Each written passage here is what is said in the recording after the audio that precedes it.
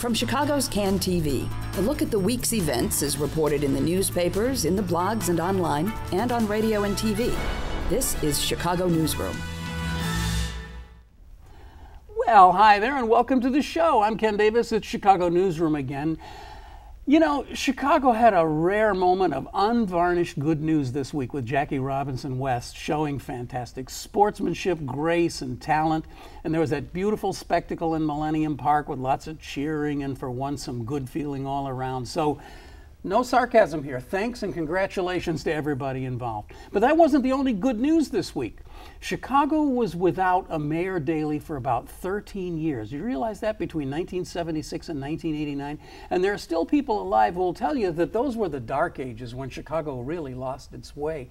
Well, if they were right, then we're only just a few years into this generation's dark ages right now. But you can relax because the next Daley is arriving as we speak. Patrick Thompson Daley, the son of Rich Daley's sister, is taking his rightful place as alderman of the ancestral home of the Daleys, the 11th Ward, in just a few months. So it looks like he'll be inaugurated to the 5th floor in 2023.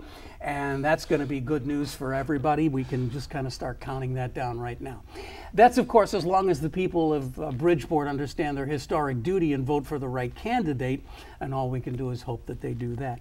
But, you know, can't you already feel it? It just feels like our problems are beginning to just melt away already. We do still have some problems, though, and these are good folks to talk with about it because we've got Natalie Moore back and we've got Mick Dumke back. Natalie from WBEZ, of course, and Mick from the Chicago Reader. We were having a really animated discussion about lots of things a couple of weeks back, and the clock cut us off, so we said, hey, let's do this again.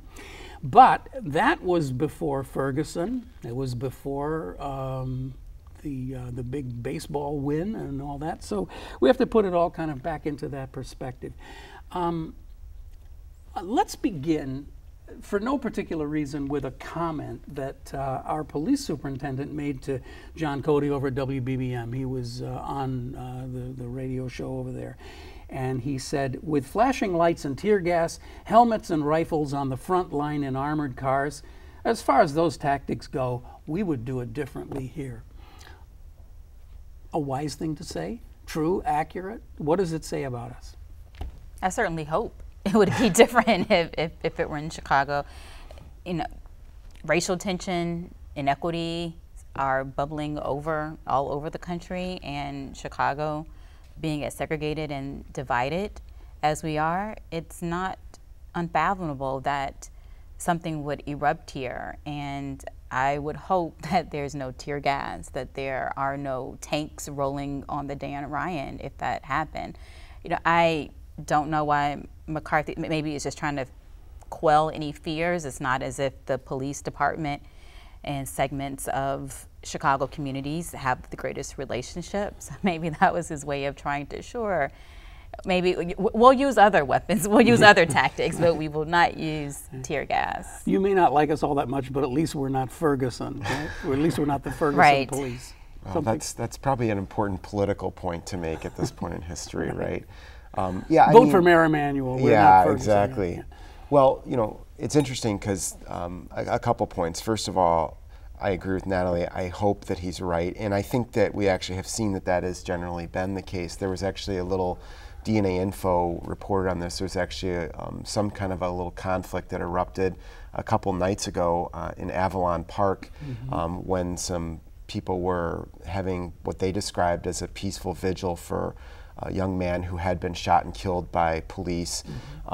And they said that the police were very aggressive in trying to break that up and kicked over memorial candles and tore down some posters and that sort of thing. Now, it didn't rise to the level of what we've been following the last several weeks in Missouri, and that could be for a number of reasons. It's not that the incidents are the same and so forth, but you know, the point is that these kind of things do happen here on actually I think on somewhat regular basis. They don't usually escalate into on the kind of size and scale and the media event that happened in Ferguson either. But that doesn't mean that it couldn't happen. Exactly, you know, what you've been describing, Natalie, of just the landscape here being so segregated. Right. pockets of very high crime where large numbers of police are patrolling regularly, where they're stopping people walking down the street. I mean, that isn't a sustainable situation. This is such delicate stuff to talk about, but it is interesting to me that 2 individuals were shot and killed last weekend by the Chicago Police Department. And the reaction seems to be different. I mean, there were these vigils. There were 500 people marched on the Harrison Police Department, as I understand it, Harrison District Station. But the reaction doesn't seem to be quite the same. And it may be dangerous to even talk about it or to ask about that. But is there a difference, or should we care? Should we be even exploring that difference? We should always pay attention when the police shoot someone, whether that shoot is fatal or not. And there should be an investigation, there should be protocol. What happened in Ferguson, you have eyewitnesses who say that they saw something completely different. You had no transparency. I know that there's criticisms of, I don't even know what the acronym is called, the police investigation. IPRA? IPRA, yes. Mm-hmm. Someone will show up, and I think in Ferguson you just had a police department that didn't arrest, didn't seem to do anything, and there were just lots of questions. Mm-hmm. In addition to the conflicting statements, the eyewitnesses saying that Michael Brown was unarmed, and then you had character assassination. I mean, this is what has happened. This is what happens with black bodies. Oh, well, this person deserved to die because he might have stolen something. Mm-hmm. And so you start trying that person through the media, through the public. So they are very different, but I do think as a baseline, when police shoot and or kill someone, there has to be investigation. There should be questions from the community. Yeah, the sad truth of the matter is that it happens here so regularly that there is a formal process in place for how it's handled. And that's interesting. Yeah. And Natalie's right. I mean, it actually seems to happen in bunches here, and I don't, anecdotally that seems to be true. I'd be curious to know if people have written about police shootings and circumstances before here and elsewhere. I think David Jackson of the Tribune actually won a Pulitzer Prize years ago at the Washington Post for looking at it in DC. So this is a national issue and has been for a very long time. But anecdotally, it seems like, you mentioned there were a couple of them a couple weeks ago. I want to say maybe it was last month. As you get older, you lose sense of time, I'm told. But I want to say it was last month. There was a weekend where like 3 or 4 people were shot by police in like a single weekend, and not all of them were fatal. But it just anecdotally, it seems like this stuff happens in bunches. But there is a formal process where the Independent Police Review Authority is supposed to respond to the scene and begin an investigation. Now you have, and Eric Zorn wrote a column about this in the Tribune, that you have the police union that issues an account of the incident, because the police department often is slow or reluctant to do so. And obviously that's one particular perspective, but at least there's an account that comes out there. They tend to be very similar from shooting to shooting, as the officer feared for his life and discharged his weapon. I mean, it's like the language is almost the same. What I'm saying here is that I think that just having a process is helpful in its own right, because I don't think we still have had any kind of a formal release of information, a play-by-play of what happened in Ferguson, have we? We've had this stuff spill out. It's piecemeal, but there's still no... There's an audio that is alleged to be an audio and the officer still has not been arrested. Which isn't surprising, by the way. I mean, it's very rare, I think, that a police officer does get arrested for these incidents. It's usually, it's a pretty high, the bar is pretty high for coming after a police officer. Well, they didn't even release his name, so I just think for all so of that long. like it just and piles the on name top. thing actually I don't think is unusual either. I think a lot of times the names aren't released until much later in the process. I think from afar, at least, and I haven't been to Ferguson ever, let alone reported on this instance, but from afar what seemed to happen was there was an immediate militarization of the situation before there was any attempt to communicate with the community or the media, even in this kind of pro forma way that we have in Chicago. I mean, the accounts we get from these shootings here leave a lot of questions unanswered, a lot to be desired. But there's an acknowledgement that it happened. Well, related to that in a strange way is the story that your station broke about the commander, Glenn Evans, right. Glenn Evans was accused of putting his gun barrel in the mouth of someone who'd been stopped. And the police, well, I mean, you can tell us the chronology of this, but the review authority said that he should be relieved of command, and the police commissioner said no, he was going to stick with him. And then yesterday he was indicted, so he has been released of command now. I mean, is that something that indicates that maybe some of these processes actually do work, or is this just an anomaly? I think they can work, and then you get, when you get members of Congress involved, they seem to speed things up that otherwise may seem slow. Danny Davis to in others. This case. Yeah, right. So I think public pressure plays a big role. You know, the story came out by Chip Mitchell. Nothing happened at first. You know, people, I mean, I'm proud of where I work, but we're still not the Sun-Times or the Tribune in ways that people latch on, and it becomes, oh wow, did you hear about this? It's been more of a slow trickle in the ongoing coverage, and now it's gotten attention. So I think that has played a role.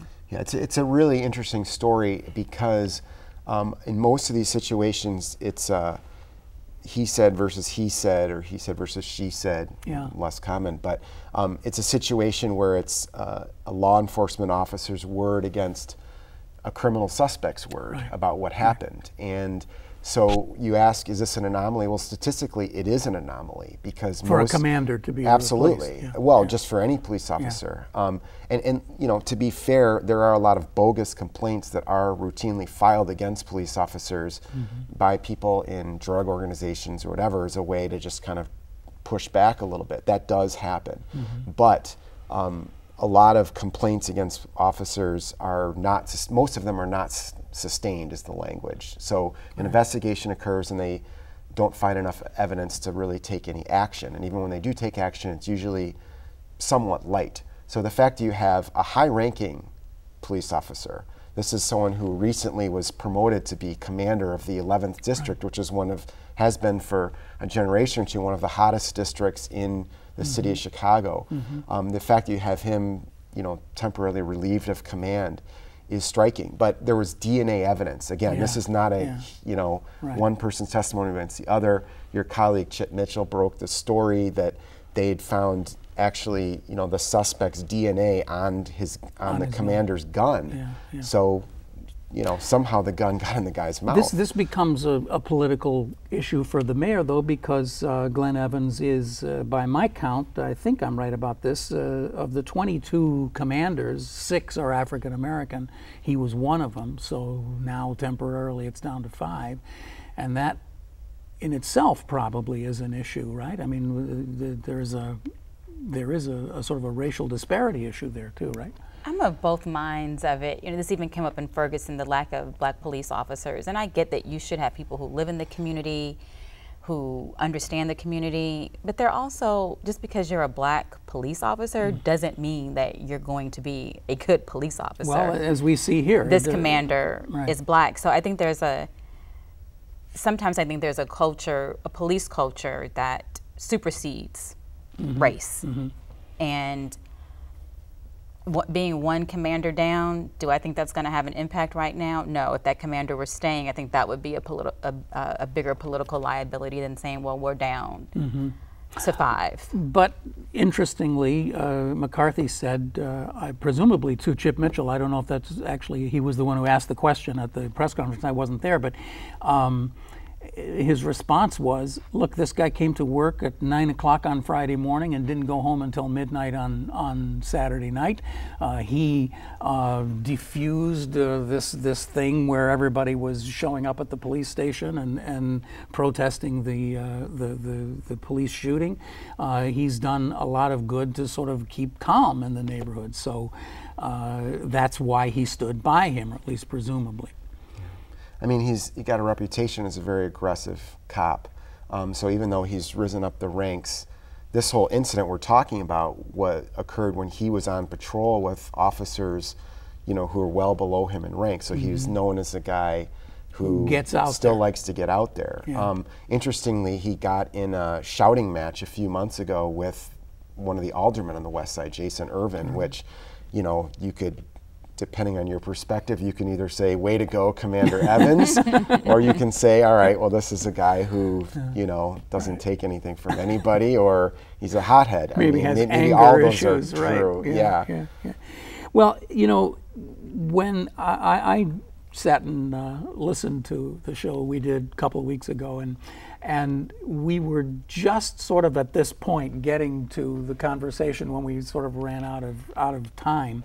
And I wanted to make sure we do a better job this week of talking about the thing that we got together to talk about last time was this whole milieu and how it works with media. We're a media people, and this is a major issue right now, is how things are covered. I saw the Sean Hannity comment the other night about the real problem here is that the media isn't covering what's going on in Chicago. You got last weekend, you had 40 people shot, and do you see it in the news media? No, it's time we start covering this and talking about it. Well, Oh boy. yeah. We just need Sean Hannity to spend a little more time here. Oh, and that was the other thing he criticized was Reverend Jackson, and Of course. yeah, for not doing more. That's for just not, red meat not, for the masses right, there. Yeah. Anyway, we don't need to spend any more time talking about Fox News, but it's just a good way to get into.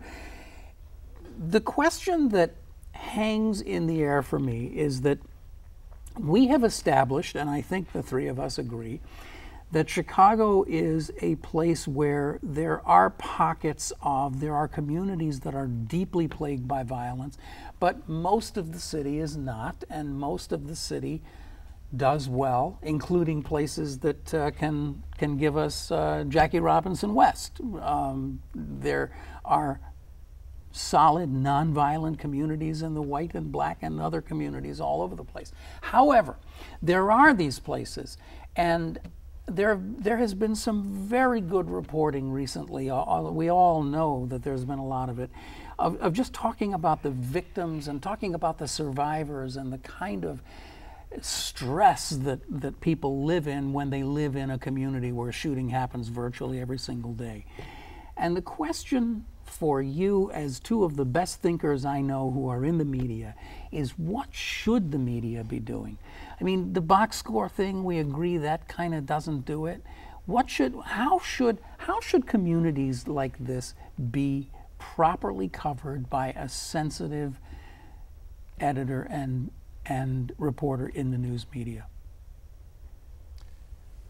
All right, well, that's an easy one. Let's just jump right in. No, I mean, first thing I'll say is that I think that I agree that the box score approach to covering violence is inadequate, but I don't necessarily think that means that it's in itself should be jettisoned. Like I think that's one thing, but that's been, and frankly, it's the easiest thing. I'm not criticizing those who do it.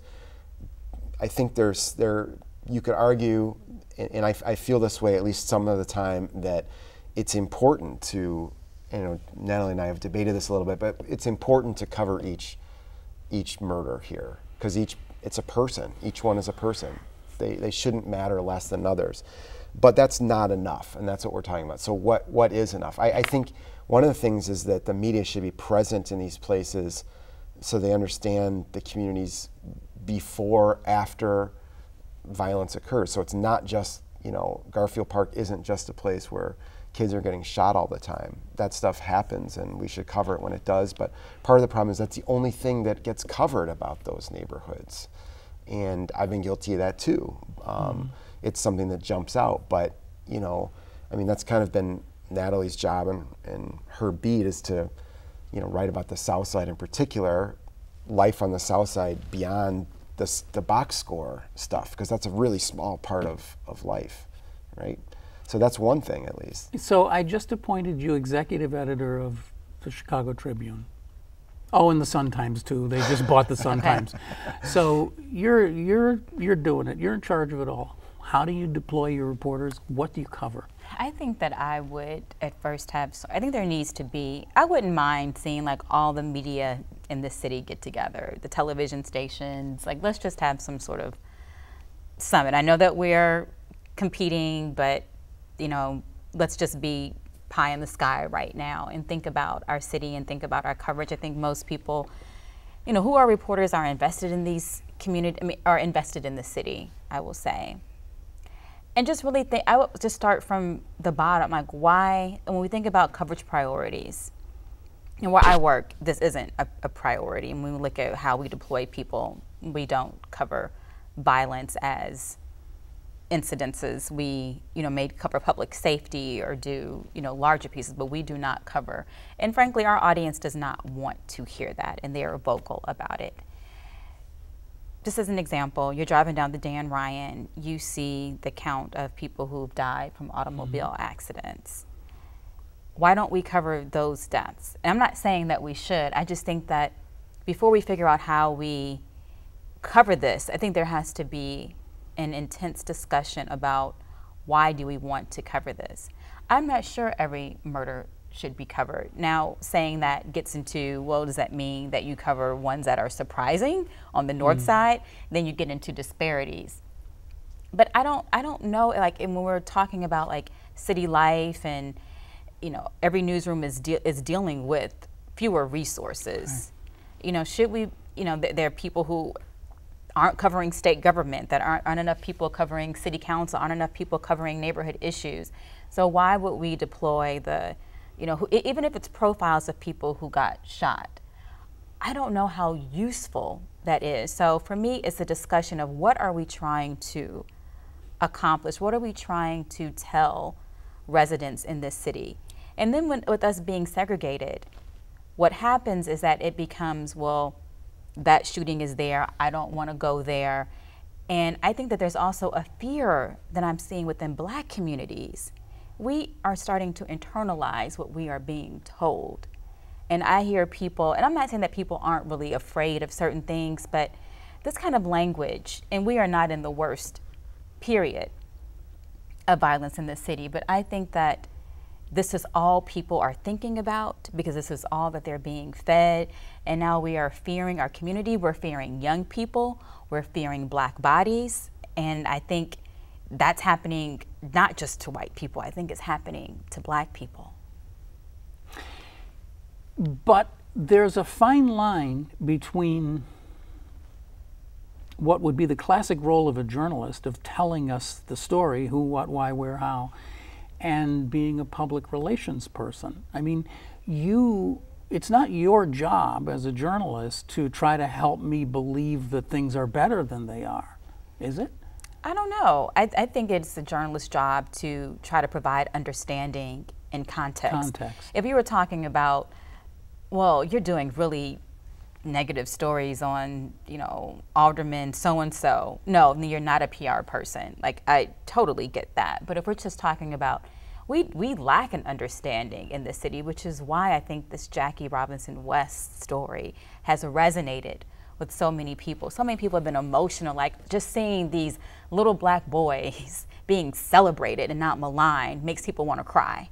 Oh, absolutely. So, you know, that's going on too. And I mean, and I kind of feel like I'm also conflicted too, because I mean, these boys are shouldering, you know, race relations. Yeah, they are. You know, the series was going on during Ferguson, which added a layer. Right. I've heard national journalists come and tell, what do you think about kids who pick up guns and not baseball? These, you know, they're from Washington Heights, they're from Chatham, they're from Morgan Park. I don't know all their individual family circumstances, but these are not poor inner city youth. They have families who, you know, you just don't win baseball games. There's discipline. There's right. You had to have good You grades. have to have mommy, as they said, you have to have mommy putting food in your belly and taking you to practice and structure coaching and your dad practice. is, A lot of practice. This is a Sacrifice. family thing. These things happen to people who have family structures. And you know what? The thing is I mean, it's not normal to get to the championship or the Little League World Series, but it is normal for kids to grow up playing Little League. I mean, so, you know, I think I agree that I think the context is missing to all of this. And I guess that's what I'm trying to say, is that there are all sorts of other amazing stories besides the violence going on around the city. I don't think that means we shouldn't cover the violence. I think it should bother our consciences that kids grow up anywhere in fear of guns and violence. Right. And by the way, we need to just shout out a little bit to Kenny Williams, who I thought did a great job yesterday. I don't know if you saw his speech, but it was terrific. I didn't love it. Oh, really? Oh, well, I just thought that it was so emotional and from the heart. And but anyway, I think telling an audience, it's just also this assumption every Black youth is going to pick up a gun. Like pick up a. You know, inspiration is good, but I still feel like these boys are, you know, you're preaching to the choir. Like that audience was pick up a book, not a gun. This is the rally for kids who have done that. Yeah, however, I agree. However, so I was like, oh gosh. But I also felt like this was a moment where if something hadn't been said, then it just seemed phony to me to just. There are other ways ignored. to say it that kind of bothered me. It's like this, you know, when Obama starts preaching to, you know, kids or audiences about you shouldn't be doing. You're talking to the wrong group. You're talking to the wrong. You're talking to the kids who. Families need to do this. And it's like, but let me just bring this back. I want to hear a policy from you. Let me bring this back to the media for just 1 second, because I just happened to be able to be home, so I watched almost all of the coverage on Channel 7 yesterday, and really salute them for they really stood up to the job, and they did a great job. They had cameras and choppers and they had everybody out. But I did think that there was a very interesting issue here that I would not call what they did yesterday journalism. I would call what they did yesterday something kind of more akin to what I used to do when I worked for the city and did video for the city. It was more of a public relations thing. It was, look at how great our city is today. Look at how wonderful we're all feeling. Isn't this putting a lump in your throat? Isn't this wonderful? How many people are at Millennium Park? What would have been the critical, like, how would you have covered that with a more critical eye? I don't know. And I don't think that I even want to go there and say that they should have, but there was something about it to me that felt like, you know, we're all just so down in the dumps about everything. We just all believe it. So they felt it was their obligation to make us all feel good a little bit. And I don't know if that's a bandwagon effect here too. And I mean, I know I'm a little bit of a cynic, but I also, it's like, you know, the dailies sent out live updates from the parade. I'm like, are you kidding me? Like, I'm going to be sitting at my computer at work watching both of the dailies. Watch live updates, follow live updates. I'm like Richard Daley. Rich Daley was not tweeting. No, he's not in good enough health to issue a comment about it. Ladies and gentlemen, I'm afraid we've done it again. We have just run ourselves right out of time. Well, maybe we'll do it yet again, I hope. Just keep it going. Thank you so much for joining us today. This is an ongoing conversation that will never end about what the role of the media should be in all of this. And these are people who deal with it every day and think about it, and I'm glad they were part of our conversation today. I'm glad you're with us too. You've been watching Chicago Newsroom. It's a service of CAN TV. You can watch us at this address anytime you want, or you can check us out on iTunes. Thank you so much, Mick Dumke. Thank you so much, Natalie Moore. Hope to see you again sometime. Yes. Bye.